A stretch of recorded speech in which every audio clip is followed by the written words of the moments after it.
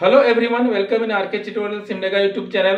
मैं RK sir. आज मैं आप लोग को एनसीईआरटी 10th क्लास का मॉडल सेट बताने जा रहा हूं क्योंकि आपका 10th का एग्जाम बहुत सामने है। तो जैक के द्वारा कुछ मॉडल सेट दिया गया है, उसी के आधार पर आपका प्रश्न आएगा। उम्मीद करूं वह आपके एग्जाम के लिए बहुत ही फायदेमंद होगा। तो उसी को आज हम लोग बात करते हैं वन बाय वन। हर एक क्लास में मैं इसको आपको बताऊंगा। यदि आप कर लेंगे तो आपके एग्जाम के लिए बहुत ही अच्छा होगा। हल करने से पहले दो तीन चीज को आपको ध्यान रखनी है कि किस तरह का प्रश्न आएगा। आपका एग्जाम में ना 3 तरह का क्वेश्चन आएगा। एक को कहते हैं, ध्यान रखिए मैं लिख के ही बता रहा हूं, अति लघु प्रश्न। क्या होगा? अति लघु प्रश्न होगा आपका। अति लघु प्रश्न होगा। ये अति लघु प्रश्न की हम बात करते हैं ना, ध्यान रखिए कि यह प्रश्न ना क्या होगा, 1 से 7 नंबर तक होगा। क्या? 1 से 7। 1 से 7 होगा, ध्यान रखिए 1 से 7 तक होगा। लेकिन आपको इनमें से कितना हल करना है ना? कितना हल करना है आपको? 5 प्रश्न को हल करना है। कितना? 5 प्रश्न का उत्तर आपको देना है। अब आराम से बना लीजिएगा, बहुत ही आसान प्रश्न होगा। उसको हल करके मैं बताऊंगा। यदि वही प्रश्न आ जाए तो आपके लिए बहुत ही अच्छा होगा। तो और इसके लिए ना हर एक के लिए कितना अंक दिए जाएंगे, ध्यान रखिएगा। हर एक के लिए कितना? 2 अंक रहेगा।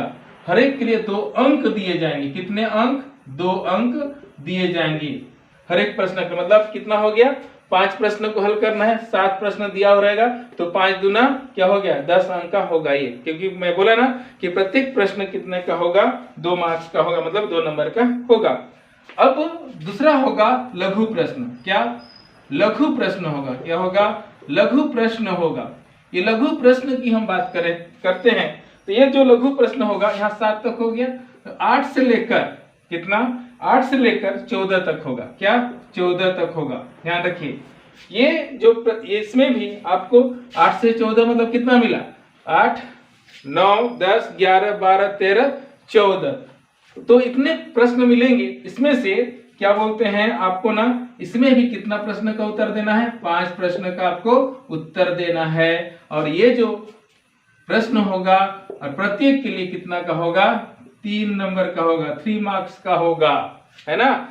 ये पहला वाला लघु अति लघु वाला कितना? 2 मार्क्स का, 2 नंबर का। और लघु प्रश्न कितना? 3 मार्क्स का। और इसमें कितने प्रश्नों का उत्तर देना है आपको? 5 प्रश्नों का उत्तर देना है। मतलब कितना? 5 दिया 15 मार्क्स का होगा।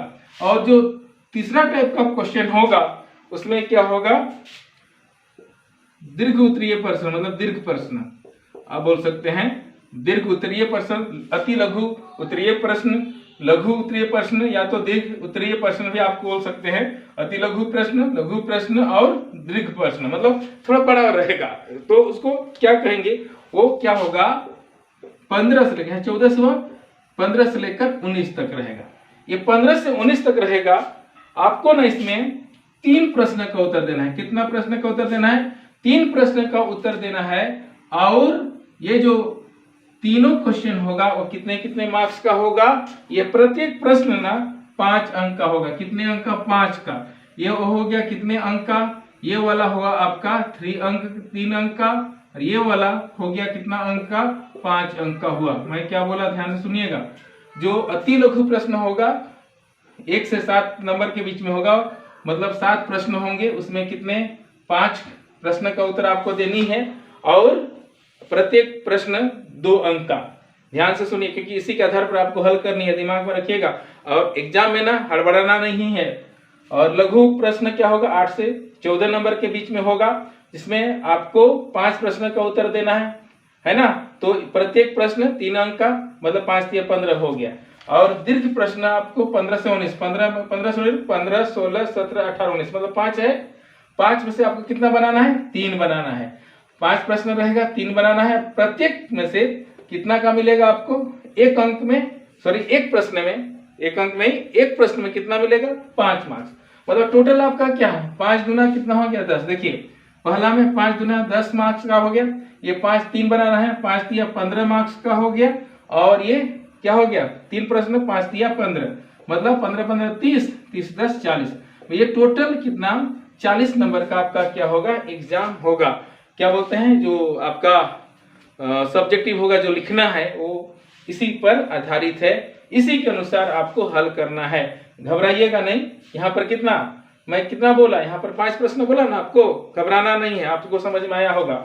और यहाँ पर कितना प्रश्न है, 8वां से जाइएगा तो 8वां, 9वां, 10वां, 11वां, 12वां, 13वां और फिर 14वां हो गया। मतलब कितना प्रश्न है यहाँ भी 7 प्रश्न है, यहाँ भी 7 है। 7 में से कितना 5 बनाना है। ऐसा मत सोचिएगा कि 7 मिला है, जान रहे हैं कह के पूरा का पूरा मत बना दीजिएगा। केवल कितना बनाना है आपको, 5। मैं बार बार दोहरा रहा हूँ इस चीज को, तो उम्मीद करूँ ये समझ में आया होगा। तो चलिए आज ना हम लोग क्या करेंगे कि इसका 3 सेक्शन है, ये देख रहे हैं ना, section A, section B and section C. तो इसको मैं पूरा का पूरा एक दिन में यदि हल करता हूं तो ढेर हो जाएगा। तो कोशिश करूंगा कि मैं आज क्या बोलते हैं अति लघु प्रश्न मतलब सेक्शन ए का हल करके दूं, ताकि आप अच्छे से कर पाएं। यदि समझ में आ जाता है तो कमेंट करके लिखिए, तो मैं एकदम लगातार आपको सेक्शन बी, सेक्शन सी दे दूंगा और आप उसको हल कीजिए और उसका आनंद लीजिए। तो चलिए शुरू करते हैं। अति लघु प्रश्न मतलब सेक्शन ए। सेक्शन ए का पहला प्रश्न क्या कहता है, मैं बोर्ड में लिख चुका हूं, देखिए कि बिंदुओं -5, 7 तथा -1, 3 के बीच की दूरी ज्ञात कीजिए। दूरी सूत्र से बनेगा, निर्देशांक पाठ का है। उम्मीद करूं आपको क्वेश्चन देख के समझ में आया होगा, और नहीं समझ में आया तो देखिए हल कैसे करते हैं इसका, बहुत ही आसान है। ये पहला क्वेश्चन है, जैसे मैं बताया कि ये कितना मतलब नंबर का है, 2 नंबर का है, बहुत आसानी से बनेगा, ध्यान रखिएगा। तो इसके लिए ना सबसे पहले हम लोग जानकारी हो, आसानी से बने इसको, इसलिए हम लोग इसको सजा देते हैं थोड़ा। हम लोग ए बी नाम दे दीजिए इसको, इस बिंदु को ए और इस बिंदु को बी लिख देते हैं। ये क्या हो गया, -5 और क्या हो गया 7। ये क्या हो गया आपका -1 और 3। ध्यान से, बहुत ही आसान क्वेश्चन है, हल करने पर आपको पता चल जाएगा। चलिए ये हो गया, इसको मान लेते x1, ये हो गया y1, ये क्या हो गया आपका x2, ये हो गया क्या y2। अब इसका क्या निकालना है, बीच की दूरी। ध्यान रखिए बीच की दूरी निकालना है। तो AB की दूरी इसलिए लिख देता हूं मैं यहाँ, AB की दूरी बराबर, दूरी सूत्र का प्रयोग करेंगे। दूरी सूत्र क्या बोलता है आपका, x2 - x1 का whole square plus y2 - y1 का होल स्क्वायर। तो क्या करना है, फिर आपको वैल्यू पुट कर देना है। x2 क्या है आपके पास -1, में डाल दिया -1, फिर माइनस x1 आपके पास क्या है -5। देखिए -5 है ना, तो मैं डाल दिया -5 का क्या हो गया होल स्क्वायर, मैं डाल दिया होल स्क्वायर, प्लस है तो प्लस। y2 देखिए यहाँ 3 हो गया माइनस, अब y1 देखिए 7, तो मैं डाल दिया यहाँ 7, इसका भी होल स्क्वायर। अब आते हैं इस पर, क्या गौर करते हैं हल करके।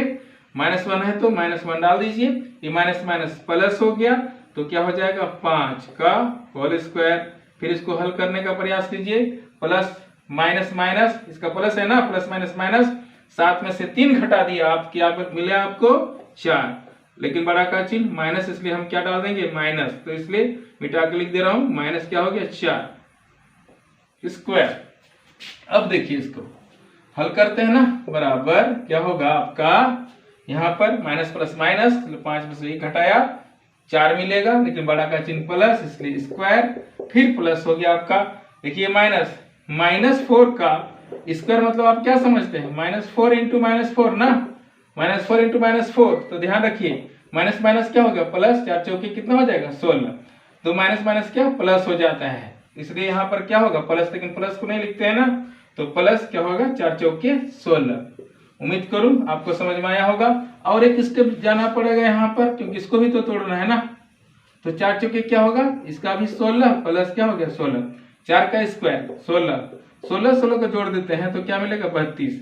यहाँ भी आप आंसर लिख सकते हैं, लेकिन टूटेगा तो इसका गुणनखंड निकालते हैं। कैसे, 32 को ले लीजिएगा यहाँ पर रफ में, 2 16 ये 32 है ना, फिर 2 8 16, 2 चौके 8, फिर 2 दूना 4। इसको तोड़ के लिखेंगे हम लोग कैसे, इसके अनुसार, मतलब ये क्या है हमारा रफ का काम है, इसको ध्यान रखिए। कितना बार, 1 2 3 4 5 बार ना, 2 गुना 2 गुना 2 गुना 2 गुना कितना हो गया 2। आइए फिर इसको हल कर देते हैं, तो 1 पेयर 2 पेयर, यहाँ से क्या होगा निकल जाएगा ना, यहाँ से 2 निकल गया, फिर क्या की यहाँ से 2 निकल गया, फिर क्या बोलते हैं, बचा क्या है, 1 2 बच गया ना, जोड़ा में निकलता है। अभी क्यों जोड़ा में निकलता है, कैसे निकलता है, बहुत लंबा समय लग जाएगा, इसलिए आप बस समझिए कि जोड़ा में क्या होता है, निकल जाता है। यहाँ एक जोड़ा से ये वाला, ये जोड़ा से ये वाला, तो बच गया 2, 2 को रहने दीजिए। अब इसको हल कर दिए, 2 दूना कितना हो गया 4, जो बचा है उसको रूट में लिख दीजिए। यही आपका क्या हो गया, आंसर हो गया। मैं उम्मीद करूं ये समझ में आ रहा होगा आपको, बहुत ही आसान है, इतना बना लीजिएगा, 2 नंबर आपको मिलना ही मिलना है, नंबर आपका नहीं कटेगा। तो चलिए शुरू करते हैं। क्वेश्चन नंबर 1 हो गया, तो क्वेश्चन नंबर 2। क्वेश्चन नंबर 2 क्या कहता है, देखिए मैं बोर्ड में लिखा हूं कि यदि साइन ए बराबर 3/4 हो तो कोस ए और टेन ए का मान ज्ञात कीजिए। ये त्रिकोणमिति का है, देख रहे हैं साइन कोस है तो समझ लीजिए त्रिकोणमिति का है।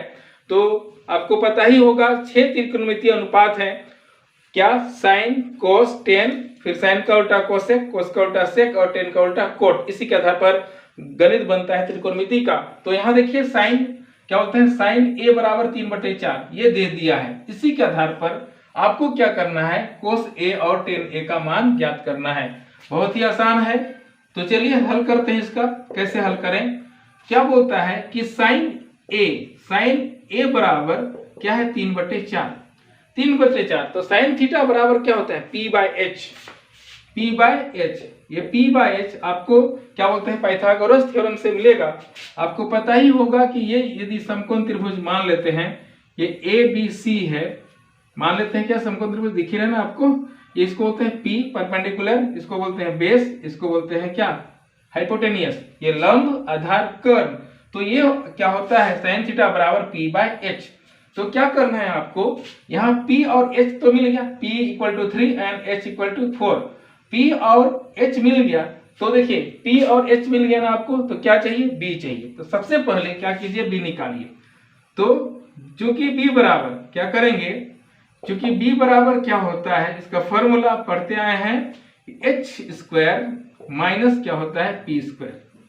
अब इसका वैल्यू पुट कर दीजिए, क्या मिलेगा, H का वैल्यू आपके पास कितना है, देखिए 4 का स्क्वायर हो गया ना आपके पास, फिर माइनस P का स्क्वायर, आपके P क्या है 3, तो यहाँ दे दीजिए 3 का स्क्वायर हो गया आपके पास। तो हल करते हैं, क्या होगा, 4 चौके 4 का पावर अभी बताया ना, 4 का स्क्वायर मतलब 4 गुना 4, 4 चौके 16 माइनस 3 तिया कितना हो गया 9, 3 गुना 3, 3 तिया क्या हो गया 9, 16 में से 9 घटा दीजिएगा तो क्या मिलेगा, √7।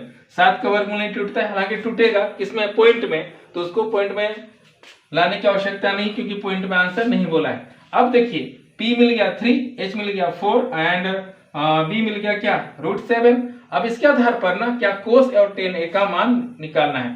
आपको ये समझ में आया होगा, इसको मैं क्या करूं, मिटा दे रहा हूं आपके लिए।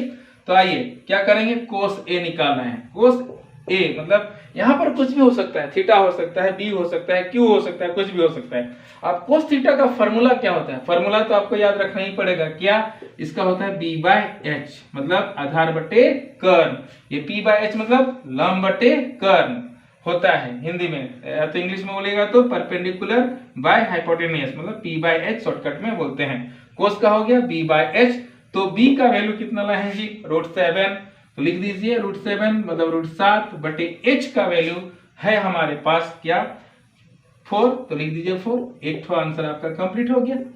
अब आया इसका कदम, तो ये आइए tan A का, उसी प्रकार tan A का क्या होगा, tan थीटा बराबर P/B होता है। P मतलब लंब, B मतलब आधार। P का वैल्यू देखिए कितना है यहाँ पर के पास 3, तो लिख दिया मैं 3। और क्या चाहिए B अभी निकाले ना √7, तो मैं लिख दिया √7। ये भी आपका आंसर आ गया। ये दूसरा नंबर कंप्लीट हुआ, बहुत आसान। इसको निकालने में ध्यान रखिएगा, प्लस माइनस में नहीं तो क्या हो जाएगा, गलती हो जाएगा। तो ये हो गया। तो चलिए शुरू करते हैं क्वेश्चन नंबर 3। बच्चों क्वेश्चन नंबर 3 क्या कहता है, मान ज्ञात कीजिए किसका, 2tan² 45 degree plus cos² 30 degree minus sin² किसका 60 डिग्री का। इसका क्या करना है, मान निकालना है। तो सबसे पहले तो आप क्वेश्चन को लिखिएगा, लिखने के बाद इसको क्या करना है, ध्यान रखिए, ये डायरेक्ट मैं इसके बाद हल कर रहा हूं। आप जब भी आपका क्वेश्चन में रहे, क्वेश्चन को तो लिखना ही है, हल लिख के क्वेश्चन को लिखिएगा। जैसे यदि ये प्रश्न है तो मैं क्या करूंगा, सबसे पहले आप कैसे बनाइएगा, हल लिखना है। ये तो प्रश्न में रहेगा ना, जो आपका क्वेश्चन पेपर रहेगा, या तो डायरेक्ट बना सकते हैं, कोई दिक्कत नहीं, क्योंकि आपका तो बुकलेट रहता है, इसलिए कोई परेशानी नहीं है। तो हल में क्या करना है आपको, देखिए यहाँ पर डायरेक्ट वैल्यू भी पुट कर सकते हैं, या तो एक बार फिर से रिपीट करना चाहे तो लिख सकते हैं। हल लिखने के बाद कैसे, 2tan square 45 degree plus cos square 30 degree minus sine square कितना 60 डिग्री। यहाँ ध्यान रखिए, tan 45 डिग्री का मान कितना है, वैल्यू कितना है, तो आपका बुक में ना दिया हुआ है sine 0 degree, sine 30 degree, sine 45 degree, 60 degree, 90 degree का मान दिया हुआ है ना। मैं अपना 10th क्लास का जो वीडियो में डाला हूं उसमें कैसे उसका डिग्री निकालते हैं वो भी मैं दे चुका हूं, आप वहां भी जाके देख सकते हैं। या तो आपको समझ में ना आए तो क्या करना है, बुक पलटिएगा, वहां पर वैल्यू दिया हुआ है, लेकिन आपको एग्जाम के लिए तो याद रखनी है, इसलिए याद नहीं हो पाता, इसलिए मैं निकालने सिखाया हूं। तो जाके देखिएगा, समझ में आएगा, प्लेलिस्ट में जाइएगा, मैथ का जो 10th क्लास का है त्रिकोणमिति उसमें आपको मिल जाएगा। तो क्या कर रहे हैं इसमें, हल में कुछ नहीं, आप देखिए 2, इसका मतलब क्या है, गुना, 2 गुना tan 45 डिग्री, तो tan 45 डिग्री का वैल्यू होता है 1, तो डाल दीजिए यहाँ पर 1, लेकिन यहाँ स्क्वायर है, स्क्वायर भी डाल देना है, प्लस अब कोस 30 डिग्री का देखिए, स्क्वायर बाद में सोचेंगे, कोस 30 डिग्री का वैल्यू होता है √3/2, क्या होता है √3/2 का क्या है होल स्क्वायर। अब देखिए यहाँ माइनस है, अब साइन स्क्वायर 60 डिग्री है, तो साइन 60 डिग्री का वैल्यू भी होता है क्या √3 क्या आ गया आपके पास 2 का, देखिए होल स्क्वायर है, यहाँ भी स्क्वायर है ना, तो यहाँ भी मैं क्या डाल दिया, स्क्वायर डाल दिया। अब इसको हल करते हैं, हल कीजिएगा, तो 1 एका क्या हो गया, 1 एका 1 और 2 एका कितना हो रहा है आपके पास 2, 1 एका 1 को कितनों बार गुना किए, 1 ही होगा, 1 दूना क्या हो 2, प्लस ये √3 क्या होता है 3, आपको मालूम है कि √3 का जब स्क्वायर करते हैं तो क्या होता है जी, ये √3 को कैसे लिखते हैं, √3 गुना √3, मतलब क्या हो जाता है, अंदर रह जाएगा ये 3 × 3, तो ये क्या होता है 3 बाहर आ जाता है ना, आपको पता ही होगा, तो ये 3 बाहर आ गया, लेकिन 2 का भी तो स्क्वायर है, तो 2 दूना क्या हो गया आपके पास 4, माइनस क्या होगा, फिर √3 है तो 3 हो जाएगा, फिर उसी प्रकार 2 है तो 2 दूना क्या हो गया 4। अब क्या देखिए यहाँ पर ध्यान देने योग्य है, ये माइनस में है, सॉरी ये प्लस में है, ये माइनस में है, तो इसको हल करेंगे तो इसको हल करेंगे क्या, नहीं, देखिए ये प्लस माइनस कटेगा ना, तो ये प्लस माइनस कटेगा, काट दिए तो ये आ गया क्या 2, यही आपका क्या होगा आंसर। बहुत ही आसान है, इसको यहाँ आगे हल करने की जरूरत नहीं है, क्योंकि हल भी कीजिएगा तो ये तो आंसर आएगा, सीधे प्लस में है माइनस में है, कटता है आप जानते हैं, काट दिया मैं, आंसर आ गया। इस तरह से इसको बना लीजिएगा, यहाँ पर गलती नहीं करना है, ये हमारा क्या था, रफ का काम है। तो 3 खत्म, एकदम फटाफट बन रहा है। चलिए शुरू करते हैं क्वेश्चन नंबर 4। क्वेश्चन नंबर 4 क्या कहता है, सिद्ध करें कोस 38 डिग्री इंटू कुछ नहीं मतलब इंटू गुना कोस 52 डिग्री माइनस साइन 38 डिग्री गुना साइन 52 डिग्री बराबर 0 सिद्ध करना है। मतलब इसको मान लीजिए बायां पक्ष, ये हो गया दायां पक्ष, आप बोल सकते हैं लेफ्ट हैंड साइड इसको, और इसको बोल सकते हैं राइट हैंड साइड। तो हल कैसे करें, हल कैसे किया जाए, आसान है। क्या कीजिएगा, सबसे पहले लेफ्ट हैंड साइड लिख दीजिएगा, बायां पक्ष। बायां पक्ष क्या है आपका, cos 38 degree into cos 52 degree minus sine क्या 38 डिग्री इंटू साइन इंटू मतलब गुना क्या हो गया 52 डिग्री बराबर 0। 0 तो लाना है, इसमें 0 को नहीं लिखिएगा क्योंकि यहाँ बायां पक्ष को लिख रहे हैं ना, तो बायां पक्ष ही डालना है अभी। अब कीजिए क्या आता है, तो कोस यहाँ पर थीटा, मान लीजिए 38 को थीटा मान लेते हैं, तो इसका भी फॉर्मूला होता है, आप बुक खोलिएगा पता चलेगा कि कोस थीटा बराबर क्या होता है साइन 90 डिग्री माइनस थीटा। तो इसको थीटा मान लेते हैं, तो कोस थीटा इसके बदले में कोस थीटा, ध्यान रखिएगा कि कोस थीटा बराबर होता है साइन 90 डिग्री माइनस थीटा। तो थीटा के स्थान पर क्या है जी हमारे पास 38, तो यहाँ जहां थीटा रहेगा वहां पर 38 डाल देंगे ना, तो कोस थीटा बराबर क्या हो गया sine 90 degree minus theta. Theta क्या हो 38 हो गया ना आपके पास, साइन 90 डिग्री माइनस थीटा। अब क्या करें, फिर इसको गुना है, गुना लिख सकते हैं नहीं भी लिख सकते हैं, ध्यान रखिए। अब ये कोस थीटा बराबर फिर ये क्या हो जाएगा साइन 90 डिग्री माइनस थीटा, तो इसको भी चेंज कर देते हैं, साइन 90 डिग्री माइनस थीटा क्या है जी 52 डिग्री लिख दिया मैं। फिर देखिए इसको मिटा दूं ताकि हमारा जगह हो जाए।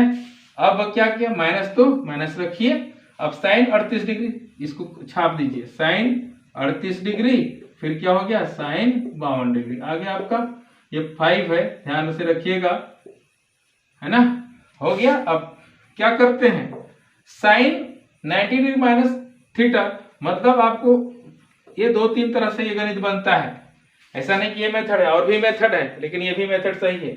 आप क्या कीजिए, यहाँ पर ना 90 में से 38 घटा दीजिएगा। ऐसे ही बच्चा जैसा भी घटाते हैं, देखिए 90 में से 38 घटाएंगे तो यहाँ पे एक 10, 10 में 8 क्या हो गया आपके पास 2, यहाँ पर कितना है 8, 8 में से 3 घटाइएगा 5, 52 हुआ ना। तो 90 में 38 घटा दीजिएगा तो क्या होगा 52 डिग्री हो गया, है ना, 52 डिग्री हो गया। ये गुना, या तो गुना चिन्ह डालिए या नहीं डालिए, कोई फर्क नहीं पड़ता। आप फिर साइन लिखिए, आपको 90 में से 52 घटाना है तो कितना मिलेगा 38 डिग्री, घटा के देख लीजिएगा, पक्का सही है। माइनस क्या बोलते हैं यहाँ पर जो है इसको लिख दीजिए, साइन कितना 38 डिग्री, फिर क्या हो गया साइन 52 डिग्री। अब देखिए इधर वाला किस में है, प्लस में, इधर वाला माइनस में। यहाँ पर इसका मतलब भी गुना ही है, इसलिए घबराइएगा नहीं, यहाँ गुना डाले हैं सर, यहाँ नहीं डाले हैं, ये बोलने की जरूरत नहीं है, आपको पता ही होगा। देखिए प्लस माइनस कटता है, साइन 52 क्या हो गया, साइन 52 कटा 52 डिग्री, और साइन 38 कट गया। जब कट गया तो क्या मिला 0, यही क्या हो गया, यही 0 क्या हो गया आपका राइट हैंड साइड। इसलिए आप लिख दीजिएगा left hand side equal to right hand side. ये लास्ट में क्या लिख देना है, प्रूव्ड लिख देना हिंदी इंग्लिश में, या तो आप चाहें तो सिद्ध हुआ लिख सकते हैं। क्यों, क्योंकि यहाँ सिद्ध करें बोला है ना, तो इस तरह से एक प्रश्न बन गया। उम्मीद करूं समझ में आया होगा, बहुत ही आसान है, घबराने वाली बात नहीं है, बस आप इसको प्रैक्टिस करते रहिए, बनते जाएगा गणित एकदम आराम से। तो चलिए चौथा हो गया, तो शुरू करते हैं क्वेश्चन नंबर 5वां। प्रश्न संख्या 5 क्या बोलता है, ध्यान से समझिएगा, ये थोड़ा अलग है कि 7 सेंटीमीटर त्रिज्या तथा 5 सेंटीमीटर ऊंचाई वाले लंब वृत्तीय बेलन का आयतन ज्ञात कीजिए। क्या निकालना है, आयतन। तो आयतन वाला फॉर्मूला चाहिए आपको। तो चलिए सबसे पहले तो इसको बनाया जाए चित्र। हल कैसे करना है आपको ध्यान रखिए, जब तक चित्र बनाइएगा ऑटोमेटिक क्लियर हो जाएगा, ये प्रश्न आराम से बनेगा, एकदम यूं 1 मिनट के अंदर बनेगा गणित। लेकिन मैं धीरे धीरे बता रहा हूं, यदि आप जानिएगा तो फटाफट बना लीजिएगा। तो 7 सेंटीमीटर त्रिज्या तथा ऊंचाई कितना 5 सेंटीमीटर वाले लंब वृत्तीय बेलन का आयतन ज्ञात कीजिए। तो क्या बोलना, बेलन बनाना है। बेलन कैसे होता है, लेकिन देखिए त्रिज्या 7 है तो इधर क्या होगा चौड़ाई ज्यादा होगा। कैसे, मैं इधर चित्र को बना देता हूं, चाहे कहीं भी बनाएंगे चलेगा। ये हो गया आपका क्या बेलन, इसका क्या बोलते हैं, ये आपका हो गया बेलन। यहां से ले लीजिए,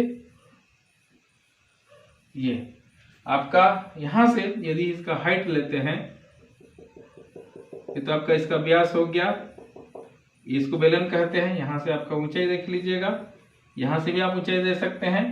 तो इसका r बराबर क्या बोलता है 7 सेंटीमीटर मतलब त्रिज्या, और h बराबर क्या दिया है, h बराबर कितना ऊंचाई दिया है ना, सॉरी त्रिज्या 7 सेंटीमीटर यहाँ देख रहे हैं आप, तो मैं 7 सेंटीमीटर लिख दिया r, और h ऊंचाई बराबर क्या होता है h, तो क्या है 5 सेंटीमीटर। तो ये आपका बन गया। तो इतना हो जाने के बाद क्या आयतन का क्या निकालना है, लंब वृत्तीय बेलन का क्या निकालना है, आयतन ज्ञात कीजिए। तो जब क्या मिल गया आपको, ये चित्र बना लेना है ताकि आपको दिक्कत ना हो, क्योंकि चित्र देख के ही सर लोग एकदम पटाख मारेगा 2 नंबर दिया, एकदम फटाफट मिलेगा। फटाफट आप इसको ड्राइंग बनाइएगा, इसमें टाइम नहीं लेना है आपको। तो यहाँ पर क्या करेंगे हम लोग, बेलन का क्या इसके नीचे हम लोग बनाएंगे कि बेलन का आयतन बराबर क्या होता है, बेलन का आयतन बराबर पाई r स्क्वायर h, यही फॉर्मूला है क्या, पाई r स्क्वायर h। पाई बराबर क्या होता है 22/7 गुना r स्क्वायर मतलब 7 का स्क्वायर। तो आप चाहिए तो 7 का स्क्वायर लिख सकते हैं, क्या तो 7 का स्क्वायर है तो 2 बार लिख दीजिए 7 गुना 7।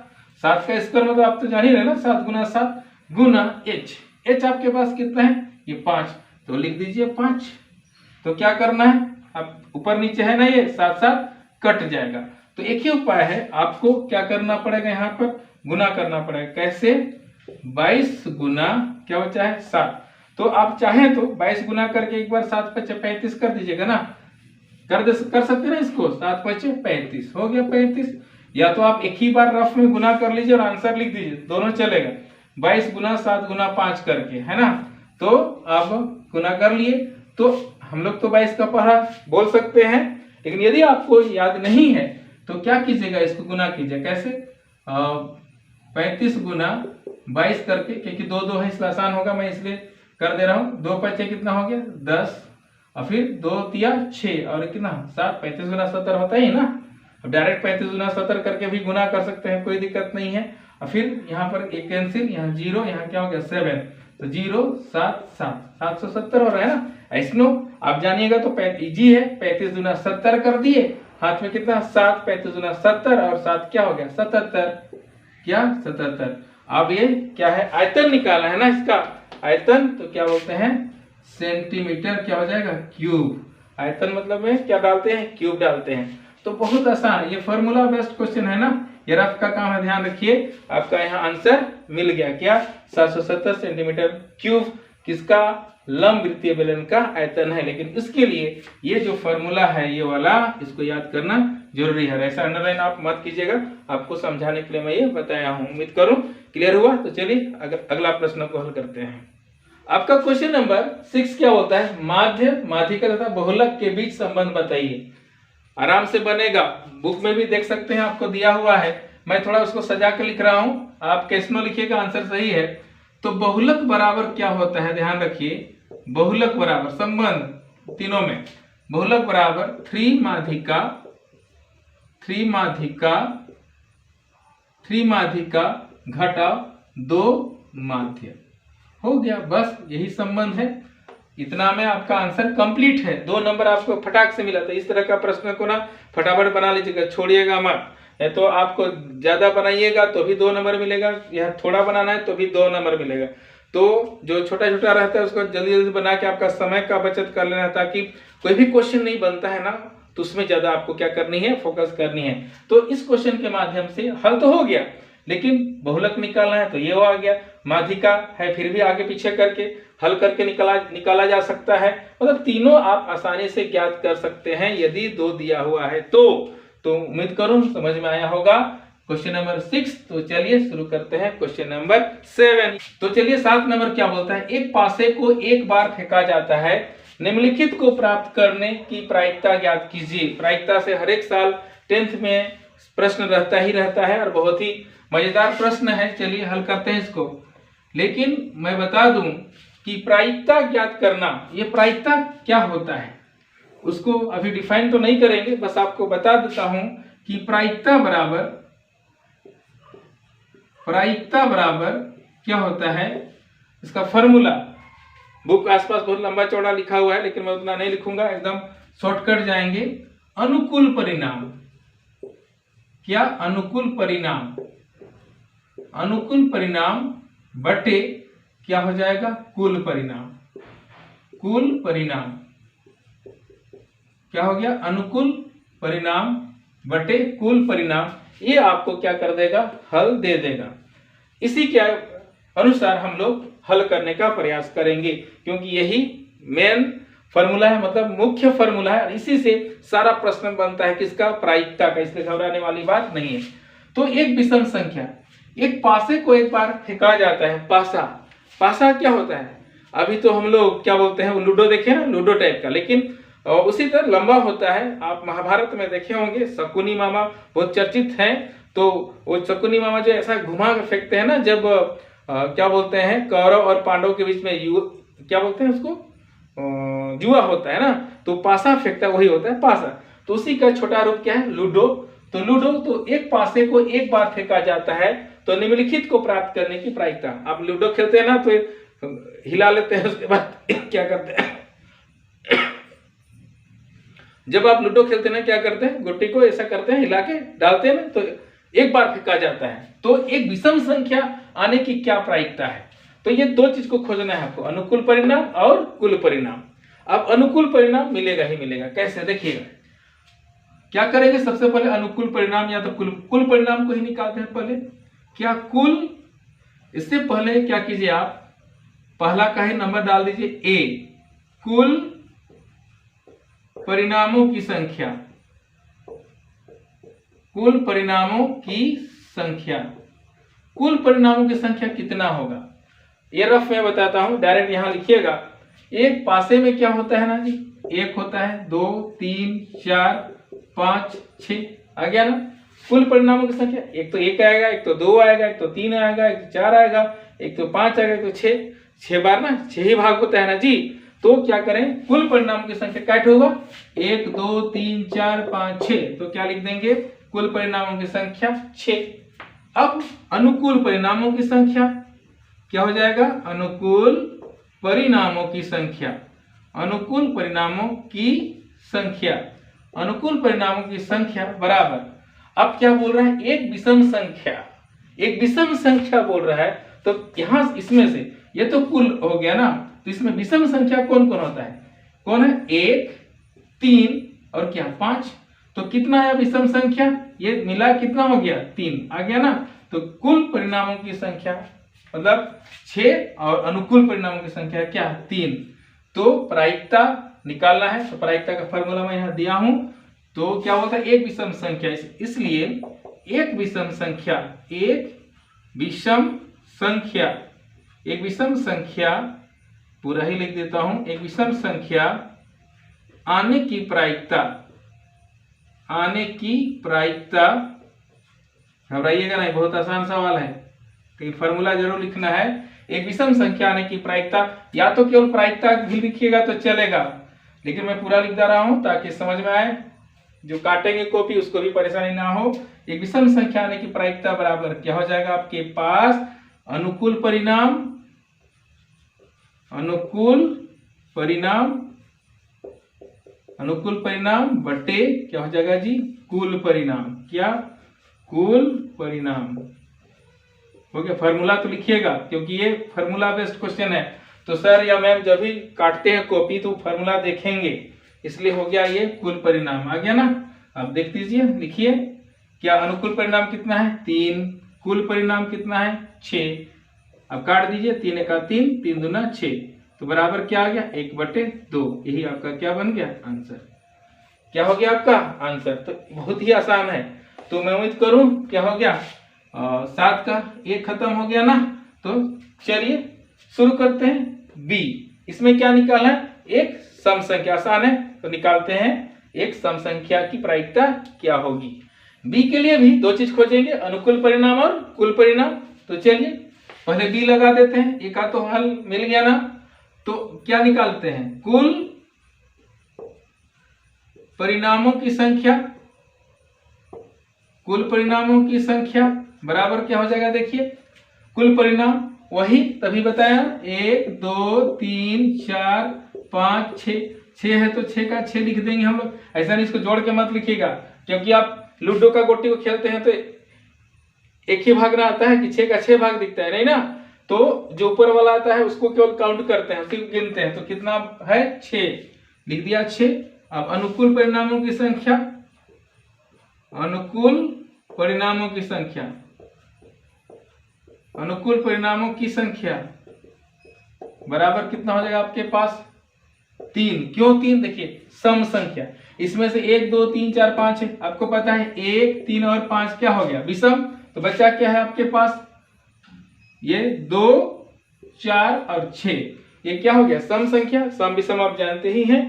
तो आपको अनुकूल परिणामों की संख्या क्या हो गया, 3। विषम भी 3 हुआ था और सम भी 3, तो क्या लिखेगा, इसलिए एक सम संख्या, एक सम संख्या आने की प्रायिकता, आने की प्रायिकता बराबर क्या होगा, फॉर्मूला लिखना है, अनुकूल परिणाम, अनुकूल परिणाम लिख दिया हूं, देख रहे हैं ना, अनुकूल परिणाम लिखा हूं ना मैं यहां पर, उसी को रिपीट कर रहा हूं, अनुकूल परिणाम बटे कुल परिणाम, कुल परिणाम। बहुत ही आसान है, प्रायिकता एकदम चुटकी बजा के बनता है, इसलिए घबराइएगा नहीं। अनुकूल परिणाम देखिए, अनुकूल परिणाम 3, तो मैं लिख दिया 3 बटे कुल परिणाम 6, काट दीजिए, 3 एका 3, 3 दूना 6, बराबर कितना आया, 1/2। ये आंसर आ गया, दोनों का 1/2 1/2 आया ना। तो यहाँ देखिएगा एक सम संख्या एक विषम संख्या, क्योंकि लूडो में 1 2 3 4 5 6 होता है, इसलिए इस तरह से क्या कर लीजिएगा, बना लीजिएगा। बहुत आसान है। उम्मीद करूं सेक्शन ए मतलब सेट ए का 3 सेक्शन है, मैं अभी सेट ही खत्म नहीं किया हूं। उम्मीद करूं आपको समझ में आ गया। यदि समझ में आता है तो जरूर कमेंट करके उसको भेजिए कि सर समझ में आ गया। इसलिए सेक्शन बी भी जल्दी से, बी और सी जल्दी से भेजिए, तो मैं उम्मीद करूं कि कल ही आपको इसको दे दूं। एक दिन में आप बना के खत्म कीजिए ताकि आपको अच्छा लगे और आप मैट्रिक का तैयारी अच्छा से कर सकते हैं। तो मिलते हैं हम लोग सेक्शन बी में, सेट ए का ही सेक्शन बी में। उतना के लिए बहुत बहुत धन्यवाद मेरा वीडियो देखने के लिए। उम्मीद करूं आप मजा ले रहे होंगे। तो मिलते हैं नए क्लास में। जय हिंद।